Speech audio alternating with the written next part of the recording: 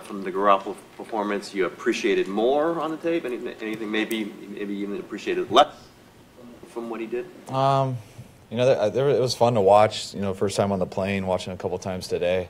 I think you know, seeing out there live, you could tell he made some impressive throws.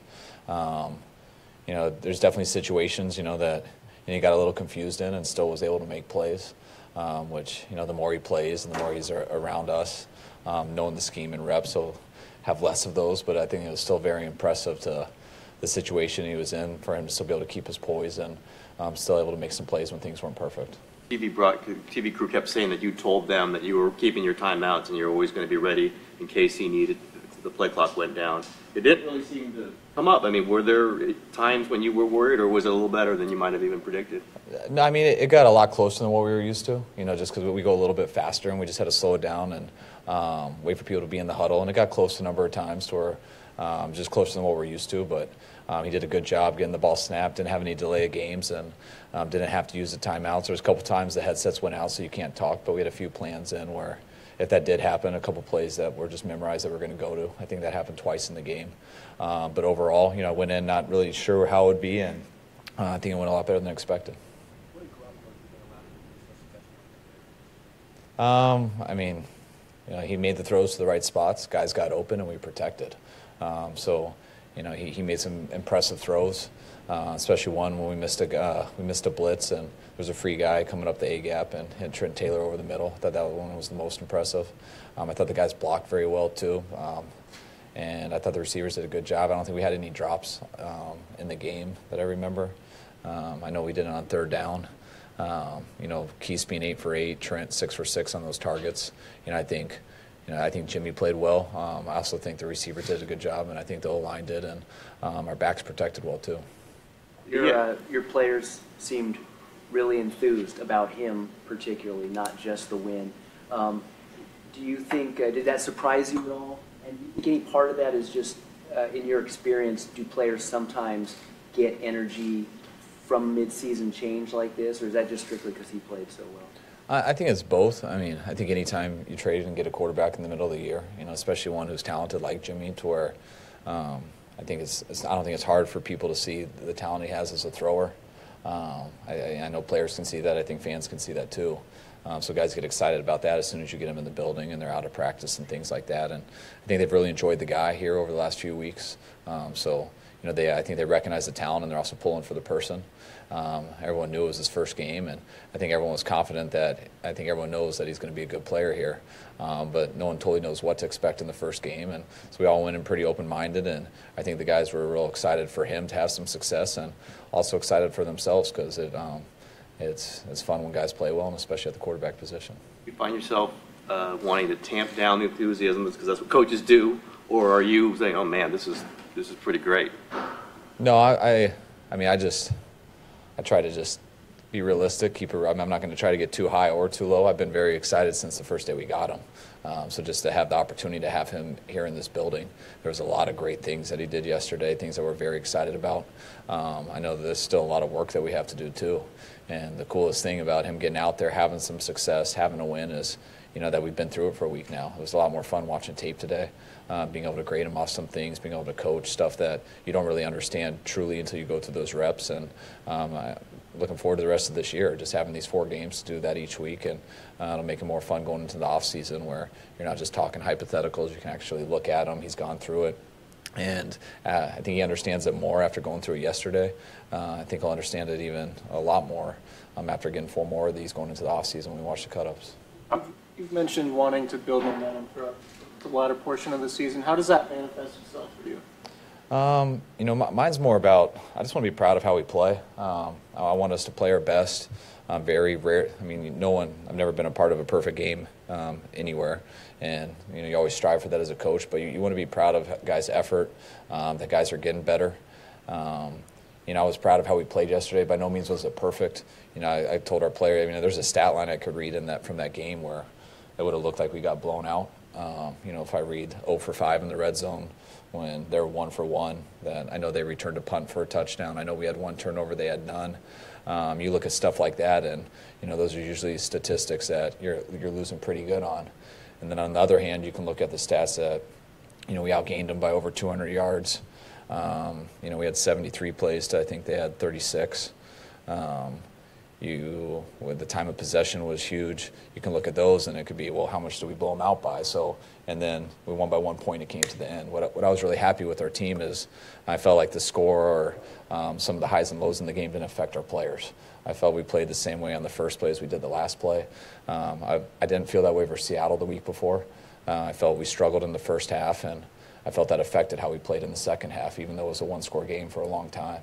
And what I liked about this game, even though we were having some success, you come up short that many times in the red zone, you have some turnovers, they return a punt, you're having some costly penalties. Sometimes that'll wear on a team. And what I was real happy with our team, it didn't. And I felt like the score didn't matter, nothing fazed them. And I feel like that's why we were able to stop them at the end on defense, and we were able to go on a long drive on offense.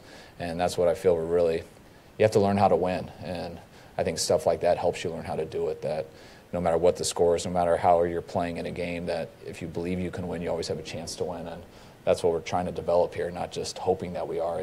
That comes through having success and doing things like that and overcoming some things that we did. And hopefully we can put a few of those together, and that can lead us into the next year. Speaking of the red zone, there were a couple trips you had down there that you had some penalties and it pushed you back with.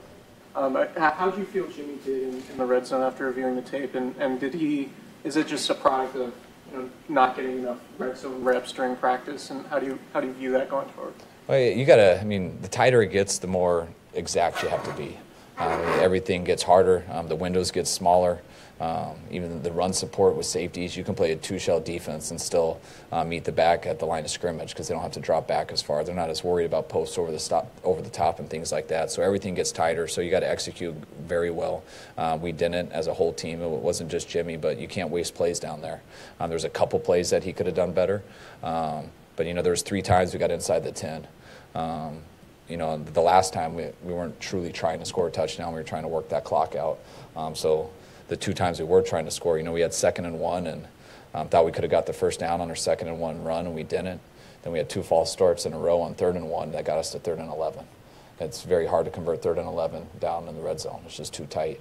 The other time we got in there, I believe we had a holding call on 2nd and 9, and it got us to, or 2nd and goal from the 9. And we had a holding call, and then it was 2nd and goal from the 19. And that's a very tough thing to overcome. So I put a lot on those penalties down there. We had way too many penalties, but it wasn't just the number of penalties. It was the time we got those penalties. And I feel like that cost us 2 touchdowns down there. So that was disappointing. The other 2 times we got in the red zone, it was 2 3rd and 6s we didn't convert between the 20 and 15. So we got to do a better job there. Not getting to 3rd down and being better on our 3rd down. But the most disappointing thing with the red zone was the penalties when we should have scored, I believe. How you and Jimmy both talked about process and other things. Like, how much can that accelerate week now that he's out there? I think it's more. You got to go through the muscle memory and the situations of doing it so you can react. Jimmy's out there thinking a lot. Hey, I know you just called this. What does that mean again? I had it down yesterday. What is it? All right, that's it. All right, the ball's snapping. Well, I forgot to change the protection. Just little. There's lots of thoughts that go into a quarterback, and there's lots of thoughts that go into all players. And I feel in all sports, you play your best when you can kind of go on autopilot, and you're just in the zone and you're making plays. And the only way you can do that is if you've had tons of reps and a lot of experience through things, and obviously he hasn't. So each game that he goes through, that's going to help more and more. We're going to put in a new game plan this week, and he'll get that starting Wednesday for Houston. When you talk about a playbook, that's OTAs, that's training camp, that's the foundation of how you teach people, and then you game plan each week. So Jimmy will know this game plan going into Sunday just like he knew yesterday. The more he keeps doing it, which he's going to do it here for 5 weeks in a row, I think he'll absorb more and he'll be able to be more decisive and just mindful when he's in that pocket of where he has to go and make the plays he does. Once you have to be exact in the red zone, how exact was Jimmy? Did he miss any reads? Was he late on any throws? Him in particular? No, there was a couple. We had a couple receivers confused on a couple plays, which kind of expected happen a lot more in the game. When you do that in there, every play is so important down there. We had one time, we threw a Thunder to Murph. I know he bobbled it. They called it incomplete. he is adamant he caught it. I believe him, but there was no angle that showed it. So, we challenged that, and they couldn't see it. We don't know. We still don't know because we haven't seen a good angle. I'm just going to take Murph's word for it. But that got us into a third down. So it's just little things like that when you're in the red zone and things don't go perfect, you end up getting field goals. And it's the combination of all those things. And the biggest thing was the penalties, though. At least twice, guys were going in motion apparently the wrong way, and Garoppolo stops, yells at them, sends them the other way. Did that jump out to you to see him with that kind of presence in the middle of all we're talking about, running the playbook, trying to figure it out himself? Does that sort of thing jump out to you? Yeah, definitely. I mean, that's the key of the quarterback position, and he'll get better at that the more he goes. That was one of the challenging things, putting him in this situation, because he's also playing with a lot of young guys out there who do need that help from the quarterback, and he'll get better at being able to help them each week.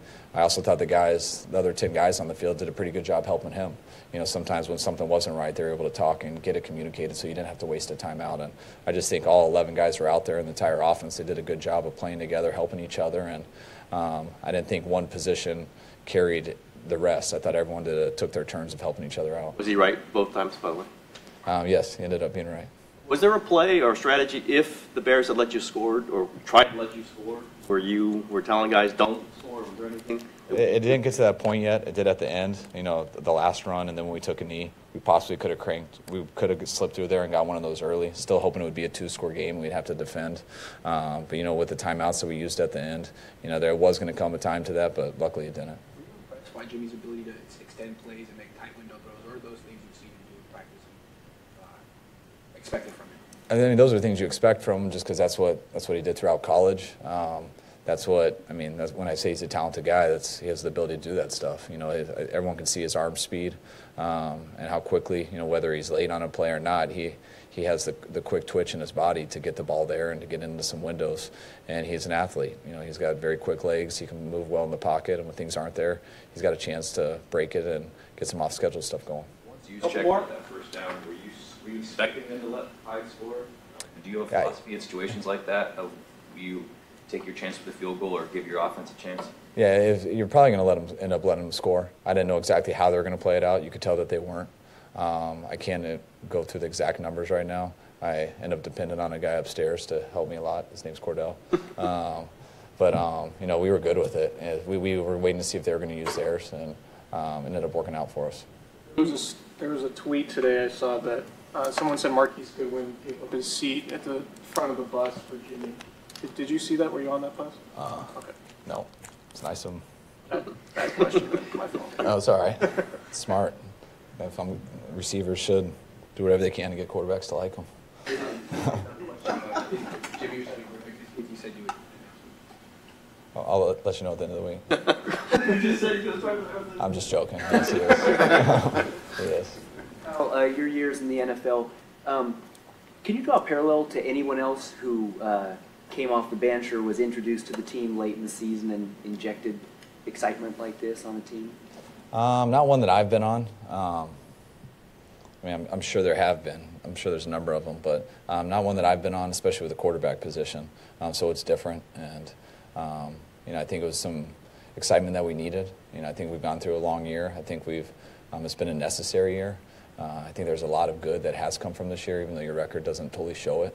I'm looking forward to seeing that throughout the next couple of years.